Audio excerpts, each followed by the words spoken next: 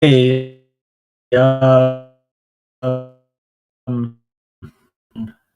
where I want to be at. Having a little trouble generally with a few things. So you're going to stick with me for a minute, hopefully, and that'll be that. Okay, cool. Looks good. All right. Boy, I have not tested the mic or anything, and I'm just using this. Man, I've just been in so much of a hurry the last few days, so I hope the mic and everything is coming through clear. If not, then this is going to be a big waste. Okay, let's talk about the slate. Honestly, this should be incredibly straightforward. We should be looking at I like the Vegas lines. I guess it's a good place to start is where I put my picks at and just go game by game. Vegas has it T1 2-0. I think it's T1 2-0. You could get to, I think KT could take a map. Perfect has just been so bad in losses that we know where their issues are. I would also be a little worried about him getting subbed at some point. I think they got to try with casting again just to see. I like a lot of the parts of the team. I mean, I'm a big Piosik fan. I was on Prime's show like a year ago talking about Piosik and being like, oh no, I love him. I think he's great. So I'm happy he's back in the LCK, but this team just is not T1. And these games kind of matter. T1 is tuning up for the World Esports Cup, which starts next week, which is going to affect DFS a lot because we'll have World Esports Cup for a few days. We don't know when LPL is going to pick back up. This is the last night of LPL matches for at least a week until the 11th, I think. And then LCK is also on a break. So tomorrow we'll have 2 LCK games, and then LEC. I'll have projections up for LEC tonight or in the morning. And then Sunday, LEC, and then that's like it. I guess the Esports Cup starts on Wednesday. So we'll have Wednesday or Thursday Esports Cup till that ends. That takes about a week. So yeah. Anyways, T1 2-0, let's call it. HLE, I really like Nongshim here, surprisingly, but not to win. I think I called it HLE 2-0.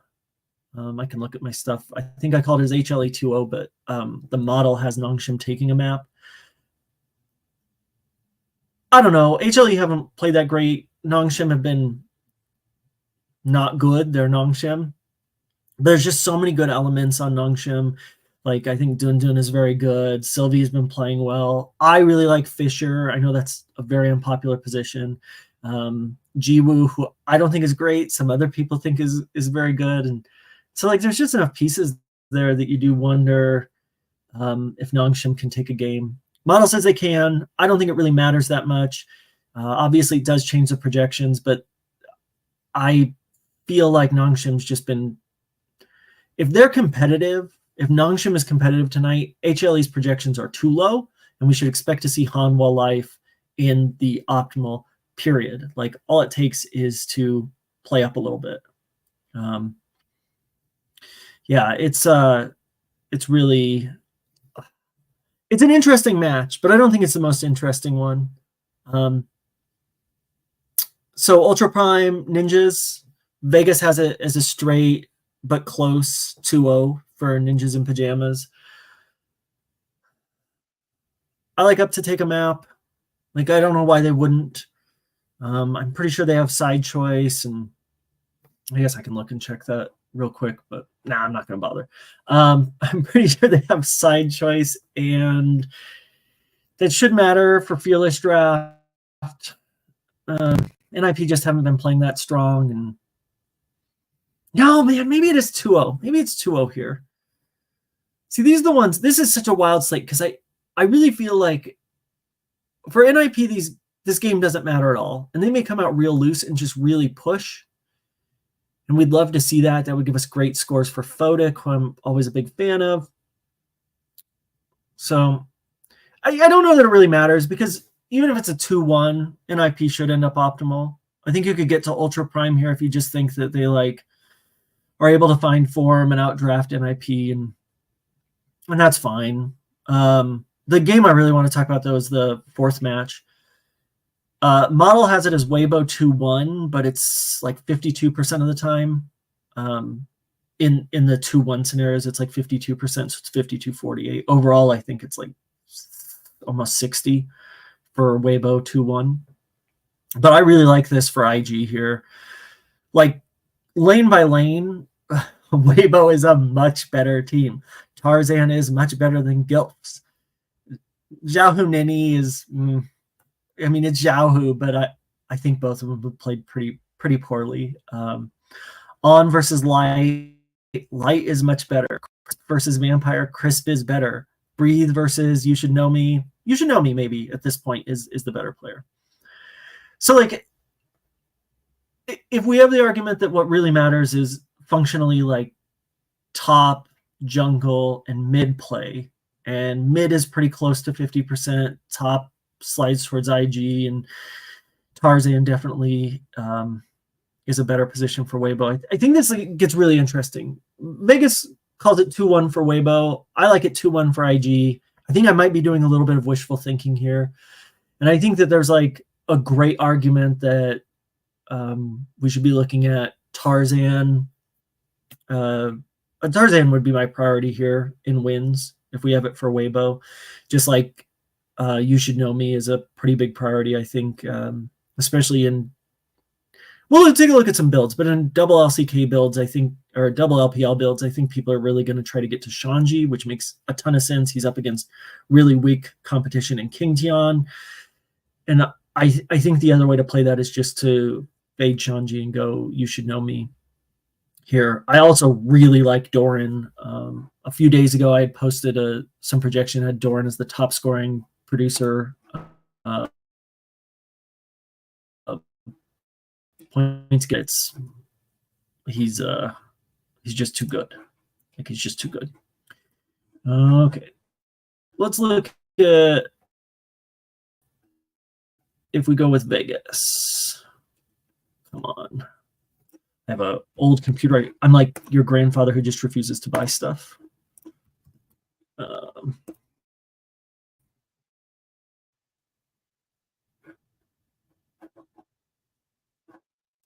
Oh, are we in the wrong slate?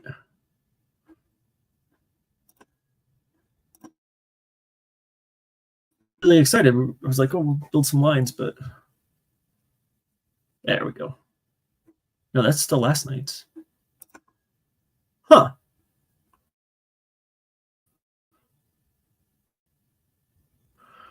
Okay, well, this is disappointing. I was like, let's throw some stuff up here, but okay, well, I think we can manually work it, though this is going to take a second here because I'm going to work from phone. DraftKings is real picky about building lineups inside of DraftKings and lineup sharing. So as a general rule, I just don't open the DraftKings app anywhere that it can be seen.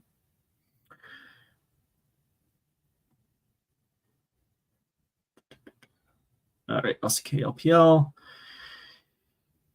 We're going to look at who's the most expensive. Yeah, it's a T1.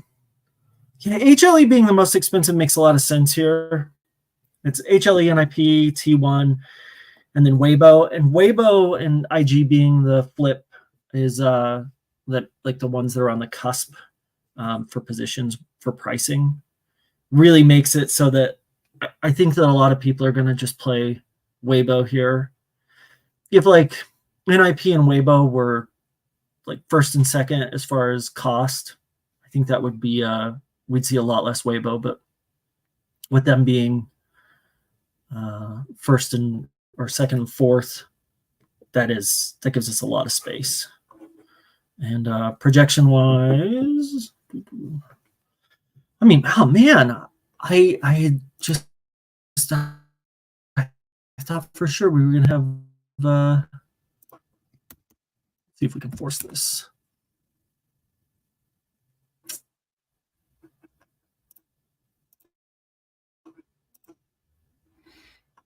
No, there we go. I was just locked in. Okay, cool. This is great.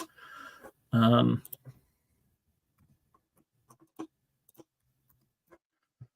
can tell the speed at which I'm working here. Let's upload projections, and there we go. Again, if you want CSV-based projections like this is the sheet I work from that has my picks. It does a model for projections and everything. Just message me on Twitter or reply to a post in case you're unverified, because I refuse to pay Twitter. If you haven't figured this out, I'm extremely cheap. I refuse to pay for anything until it's broken. Yeah, let's just look at just putting straight projections in for the Vegas projections. Let's look at 20. Oh, we're not playing Shanji Captain.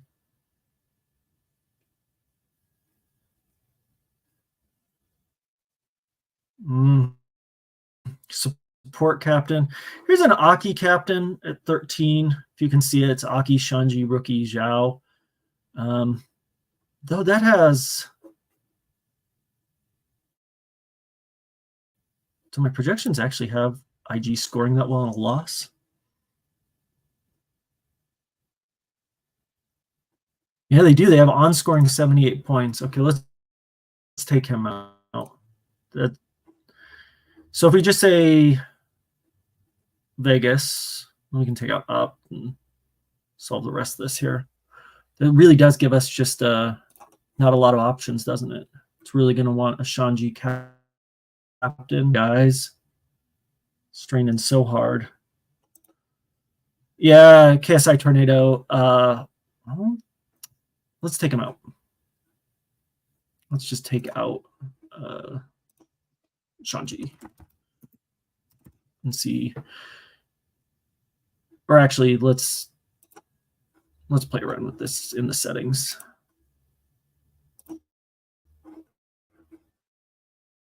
And just go for higher uniqueness and see what we can do. And we'll take him out of captains. The projections just really want us to get to this HLE and IP combo. And so I think that you're going to see like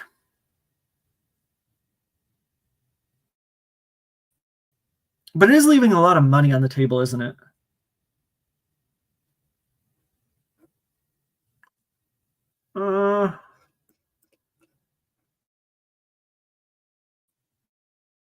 Okay. Play around with this a little more. Let's put minimum salary as 49,500. And I think that we'll see. I think that should maybe solve some of these problems. Nope.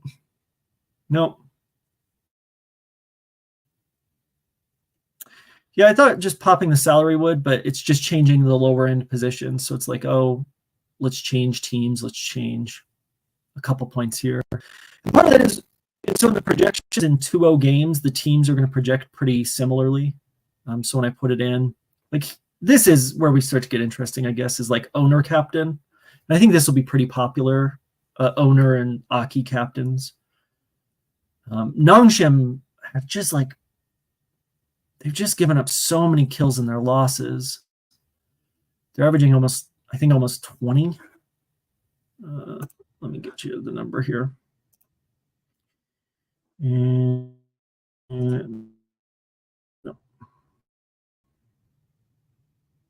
that's like Nongshim in losses is almost 18, and HLE is like almost 17.5 kills and wins. So realistically, even though I have it pretty close to the Vegas set that over under at 22.5, and I have it at 23 kills in HLE wins, it still really projects extremely well. Let's put in what happens if IG wins. This is a little more interesting to me, I think.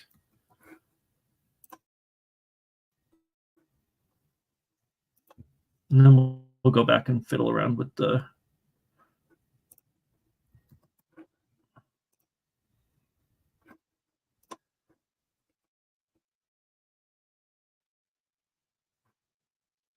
We're going to take our salary out. We're going to limit opposing players to 0. And let's just see what we get right off the top. Still top captain. Like, part of this, it sounds crazy, but these top players, when they're doing well, like you can look at last night's slate, are just really doing well. And so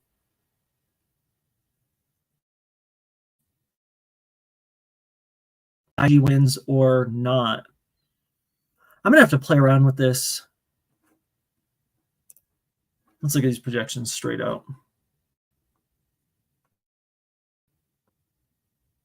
I mean, On should be showing up more at 99 points. Yeah, Trapstar. Maybe. I mean, like, who really knows what any of these teams want? The compelling argument for teams wanting to be in the upper bracket is purely financial, which is that theoretically you're playing against better teams and you're playing against teams that have a larger fan base, and like maybe there is a financial incentive for sponsorships or, you know, for overall just like more people are likely to watch those games. Like, I think people are a lot more interested in watching like BLG play, even if they're playing a worse team, than they are interested in watching like maybe Weibo, especially at this point where Weibo's just been aggressively mid for a little bit.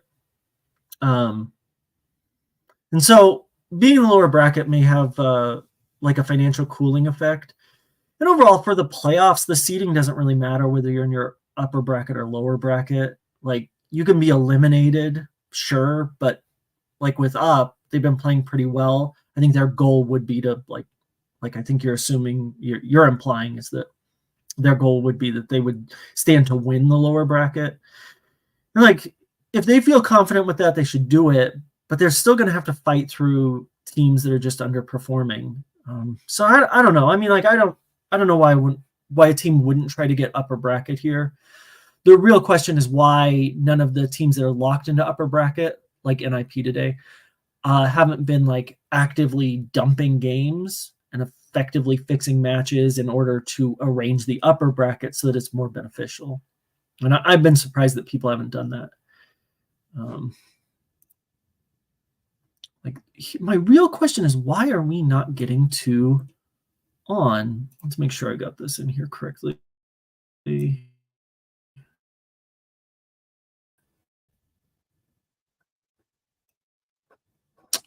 Oh, the reason we didn't get to On those crunches was because a minute ago I took IG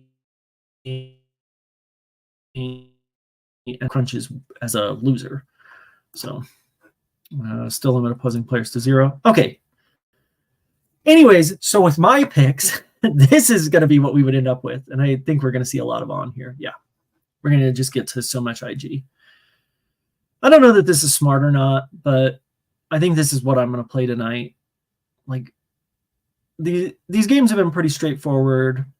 I think getting to Weibo makes a lot of sense, but with pricing, if you think that Weibo is going to win, I think you have to play Weibo, and that really does kind of lock you into what's available overall. Yeah, so I like these lineups a lot. Like Viper, Hanwha, back end. I think maybe you can hear me having like a little stress. I think this is a pretty good package of On, Photic, Viper. Viper's going to pop just because, I mean, I think the pricing is conducive, but Photic's pricing at 78 is good too. Let's look and see what our captains are. Just On and Gilfs. I'm not going to play that Gilfs captain line. Those lines are dead to me. Like, I don't play 20 lines. I'll play 5. And I haven't looked to see what the min-max is, but if the min-max is like 50 cents, I might play 10. But I definitely... Well, shit, though. That's a cool line. Nobody's going to have that. Line number 13 here. Gilfs, Doran, Peanut, Nenny, On, and Vampire. Like, nobody's going to play that. That's That's an incredible amount of uniqueness. And if you've seen me posting, like I posted my top 10 lines and where they would have ended up at, and I wrote a blog post on like Sunday or whatever about this because I track this stuff. And my lines have like pretty high uniqueness to the field, even in the min max. And it's because I don't bother with putting in like usually lineups. So like in your advanced options, you can build the team stacks. And right now we've got it as 4-2-1, like naked. So like that's the 4-2-1 lines. I think those are really strong.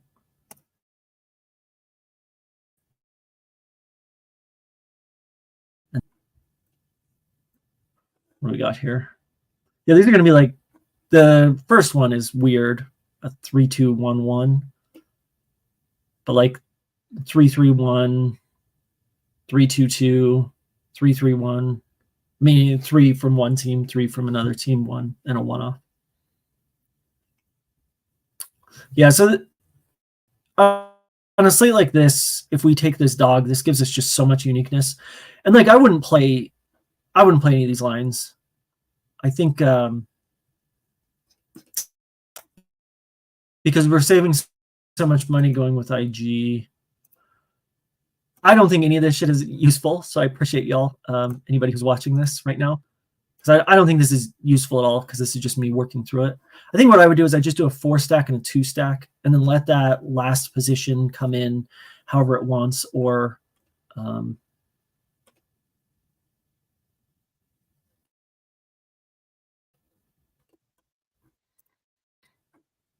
like just it can come in. So it can come in the 3rd position, or it can come in. So it can build 4 3s and it can build 4 2-1s. Yeah, these are the lines I'll play. The Viper Hanwha with Doran, Viper Hanwha with Shanji, Doran Viper T1, Shanji Photic Hanwha, and then I'm just gonna play all the IG tonight and just lose my money. Like, why not, right? You can take a strong position on Weibo, and I think there's like a lot of value there, but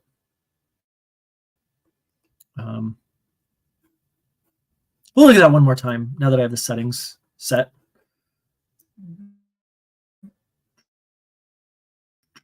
So let's put those projections back in. That's Oracle's Elixir. I talk about it every time. Okay, so with Weibo winning projections, so this would be the way Vegas calls the games.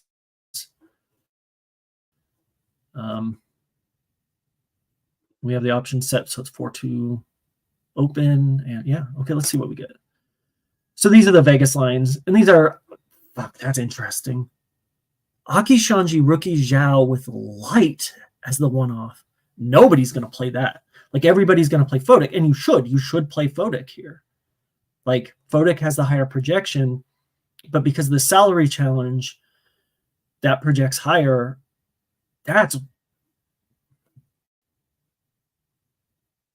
yeah, so with the Vegas projections, if we open it up, we do end up not with a top captain, but with Aki a captain here at number 1, 614.89. And then we should have Shanji, Aki Shanji, Peanut 1-off.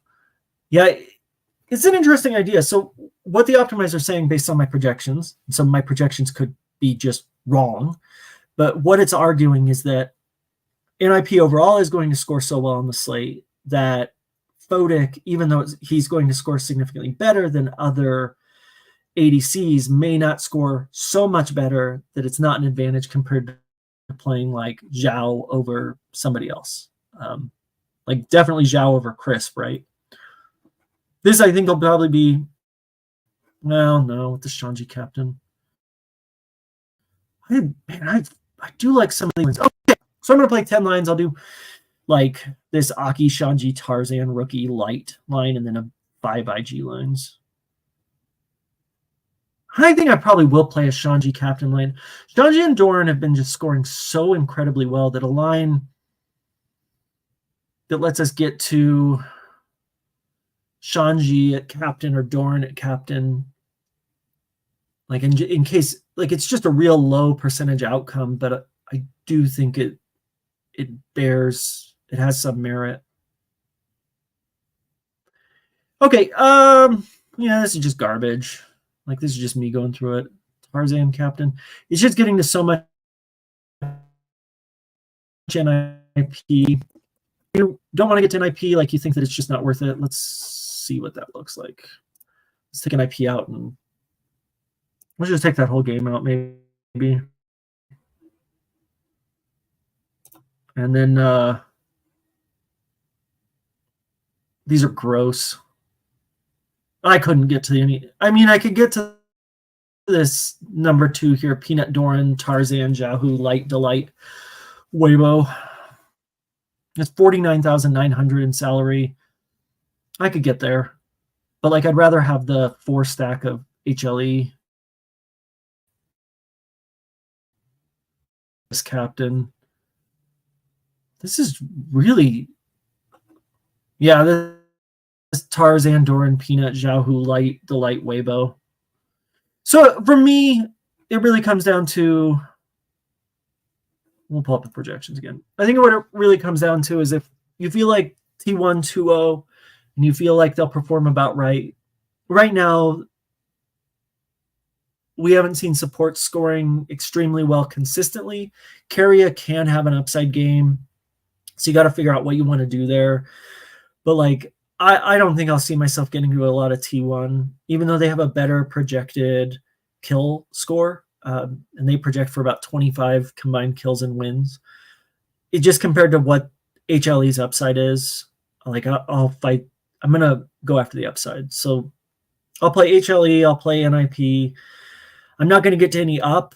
I think the market may struggle to get to Ultra Prime as well. So Ultra Prime is a really good leverage position against the field.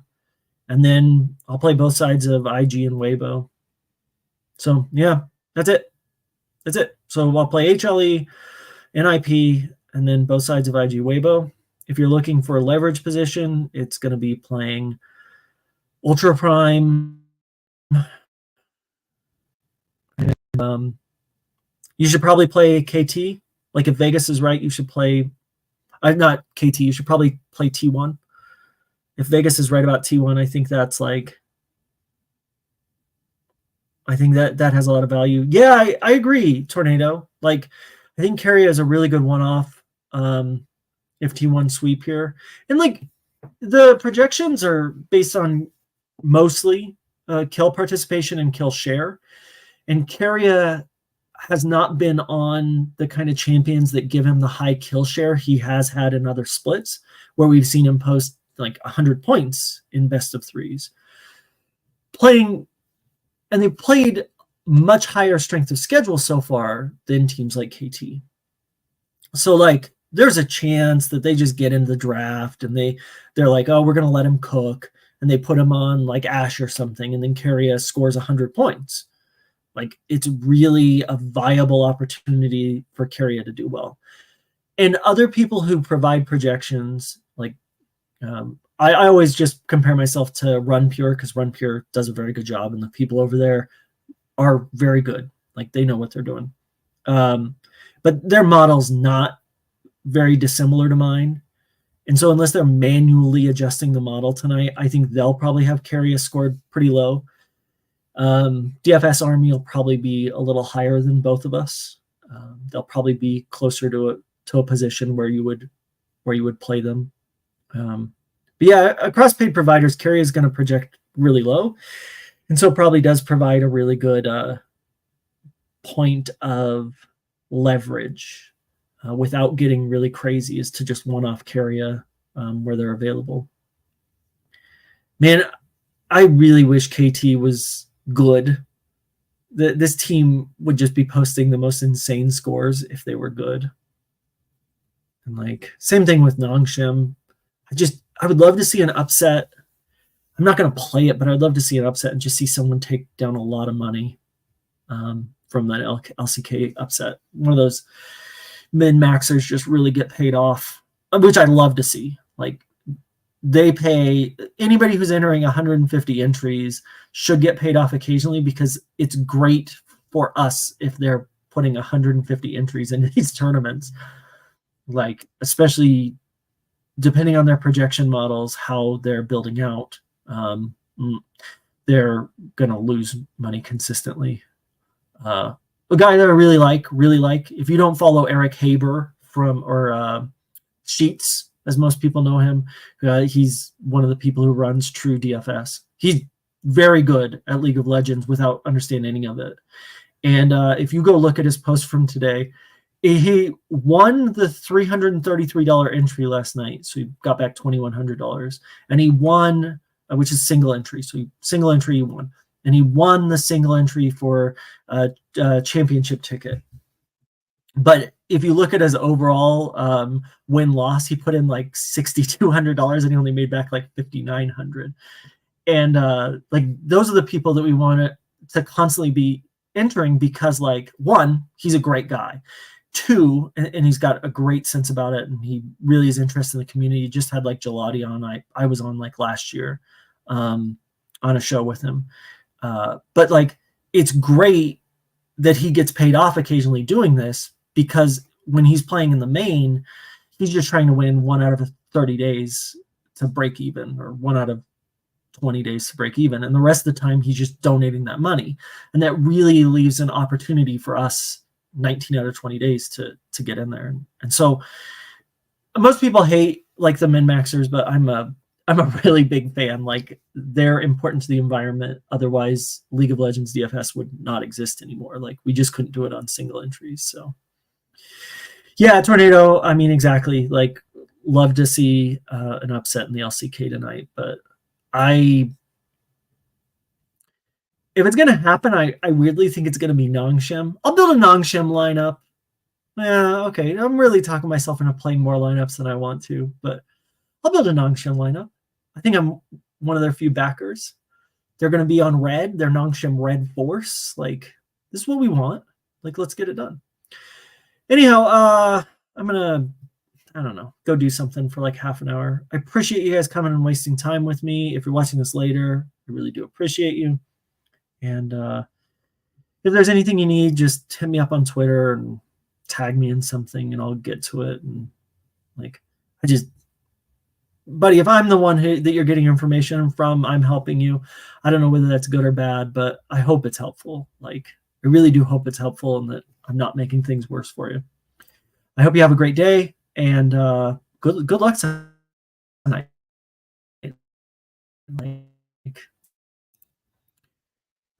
we're gonna end the stream.